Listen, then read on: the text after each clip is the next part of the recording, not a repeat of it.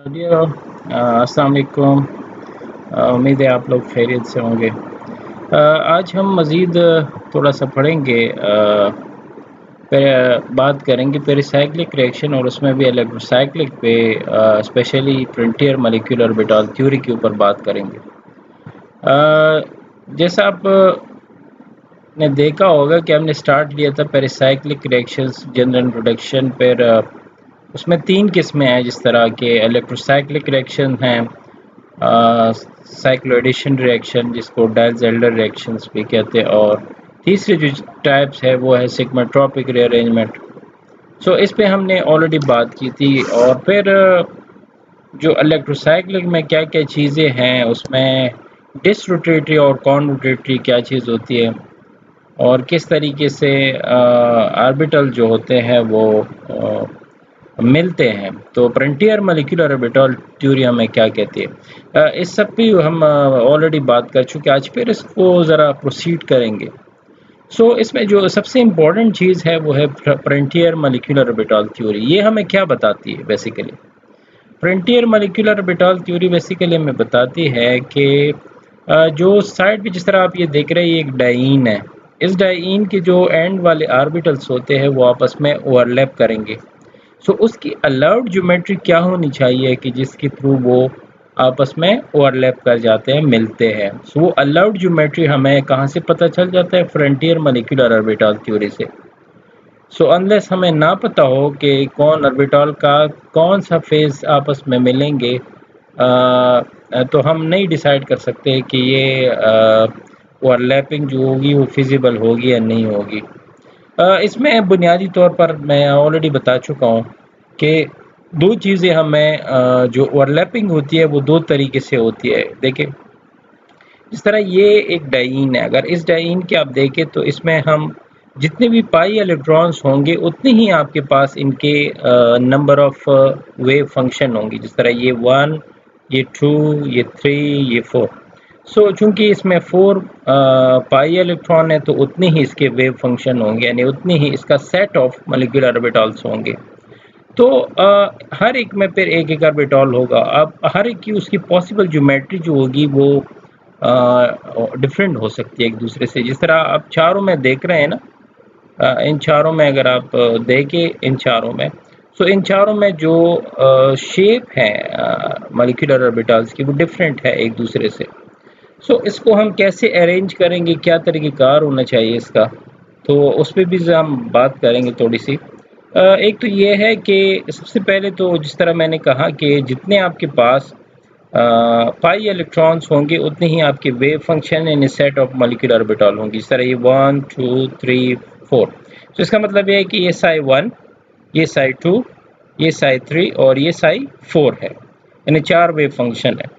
अब इसमें इनके जो टर्मिनल ऑर्बिटल्स होते हैं, जो कि ये है और इसका ये है, ये आपस में इनकी ज्योमेट्री किस तरह से ओवरलैप करेंगे। तो जैसा आप जानते हैं कि हर ऑर्बिटल के 2 फेजेस होते हैं, एक प्लस एक माइनस लोब भी इसको कभी-कभी डोनेट करते हैं। कभी-कभी आप कुछ बुक्स में इसको मुख्तलिफ कलर के साथ इंडिकेट करते हैं, जो ये साबित करता है कि हर ऑर्बिटल का एक फेज दूसरे से मुख्तलिफ होता है। तो समझे कि ये प्लस वाला लोब है, माइनस वाला लोब है, इसका ये माइनस वाला, ये प्लस वाला है। हमेशा के लिए फ्रंटियर मॉलिक्यूलर ऑर्बिटल थ्योरी ये कहती है कि इसमें क्या होंगे कि जो सेम लोब होंगे वो उनकी ओवरलैप की वजह से ही बॉन्ड बनेगा। ठीक है, ये कहते हैं। उसके लिए वो कैसे कर सकते हैं, ओवरलैपिंग कैसे हो पाती है? तो उसके लिए या तो डिपेंड करता है, ज़रूरी नहीं है वो एक जिस तरह ये वाला ऑर्बिटल आप देख ले साई 1 में कि ये इसका ये वाला लोब ऊपर है वाइट वाला, इसका भी ये वाइट वाला ऊपर है। इसका मतलब ये है कि इसके ये दोनों चीज़ें एक जैसे हैं और इसका दूसरा वाला लोब ये दोनों एक जैसे हैं। हमेशा के लिए जैसे फ्रंटियर मॉलिक्यूलर ऑर्बिटल थ्योरी कहते हैं कि सेम लोब्स ने ही आपस में मिलना होता है। तो अगर इसका इसके साथ मिलेगा तो ही बॉन्ड बनेगा। ठीक है, तो फिर ये इधर कैसे आएगा? तो इसको लाने के लिए मुझे इसको क्लॉकवाइज रोटेशन देनी पड़ेगी, यानी यूं करके। इसी तरह से अगर इन्होंने यहाँ पे आना है, चूंकि इसने इसके साथ मिलना है, तो इसको मैं कौन सा रोटेशन दूंगा कि जिसकी वजह से ये इधर आ सकता है? वो यही है ना, काउंटर क्लॉकवाइज। सो ये काउंटर क्लॉकवाइज आ रहा है, ये क्लॉकवाइज आ रहा है। तो जब भी इस तरह से एक काउंटर क्लॉकवाइज आ रहा हो, एक क्लॉकवाइज आ रहा हो, तो इस तरह का रोटेशन को हम कहते हैं कॉन रोटेटरी। ठीक है जी। अगर इसमें दोनों जो है वो सॉरी, अगर दोनों एक जैसे आ रहे हैं तो उसको डिसरोटेटरी, दोनों एक जैसे आ रहे हैं तो उसको कॉन रोटेटरी कहते हैं, और अगर दोनों डिफरेंट आ रहा है तो फिर हम उसको डिसरोटेटरी कहते हैं। तो इसमें आप देखिए कि एक क्लॉकवाइज आ रहा है, एक काउंटर क्लॉकवाइज है, तो ये डिसरोटेटरी आ रहा है। इसको देखिए, इसमें ये आ रहा है क्लॉकवाइज, और ये क्या आ रहा है, ये भी काउंटर क्लॉकवाइज आ रहा है। सो एक क्लॉकवाइज आ रहा है, काउंटर क्लॉकवाइज आ रहा है, डिसरोटेटरी। ये देखें, ये आ रहा है,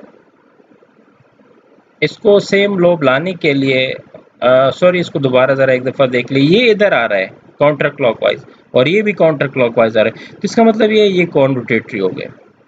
यानी अगर हम इनको कॉन रोटेटरी मूवमेंट देंगे तो ही जाके सेम लोब आपस में मिल पाएंगे। इसमें देखें, लेकिन इसमें एक काउंटर क्लॉकवाइज आ रहा है, क्लॉकवाइज आ रहा है, डिसरोटेटरी होगा। इसको देखें, ये ऐसे आएगा, यानी कि काउंटर क्लॉकवाइज, और ये भी काउंटर क्लॉकवाइज आ रहा है।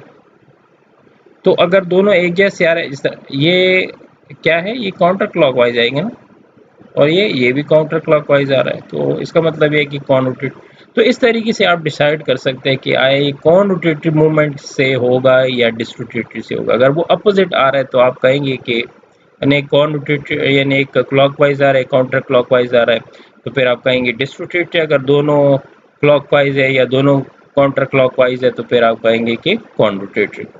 एक तो ये बात तय हो गई कि आप कैसे डिसाइड करेंगे कि किसने किस साइड पे आना है। अच्छा, अब थोड़ा सा इसमें मज़ीद अगर हम बढ़े आगे, सिमेट्री की हम ऑलरेडी बात कर चुके हैं, लेकिन थोड़ी सी मज़ीद बात मैं आपको करूँ, पिछले लेक्चर पे भी इस पे बात हुई थी। आपका सवाल यहाँ पे ये बनता है कि हम कैसे डिसाइड करेंगे कि मसलन इसको हमने कैसे रखना है, इसके 4 सेट कैसे बनाएंगे। सो इसका सिंपल सा तरीका ये है कि नंबर ऑफ नोड्स आपने देखिए ये साई 1 है, ये हो गया साई 1। अगर मैं इसको ड्रॉ कर सकूं तो मैं ट्राई करता हूँ इसको। देखिए ये साई 1, ठीक है जी, ये हो गया साई 1। ये क्या है, ये हो गया साई 2, ठीक है। ये क्या है, साई 3,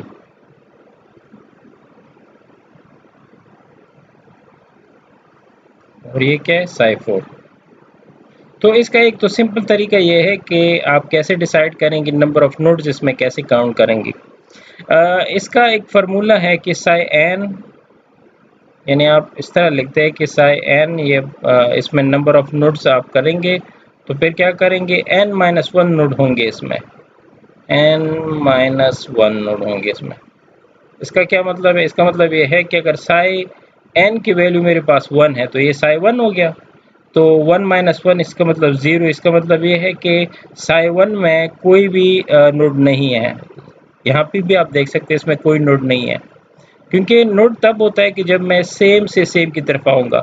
तो इसमें अगर हम इधर से मूव करेंगे, ऐसे ऐसे आएंगे ऐसे, तो इसमें कोई नोड नहीं आ रहा। इसी वजह से अगर साई 1 की वैल्यू मैं 1 रखता हूँ, तो n की वैल्यू 1 रखता हूँ, तो ये साई 1 हो गया ना।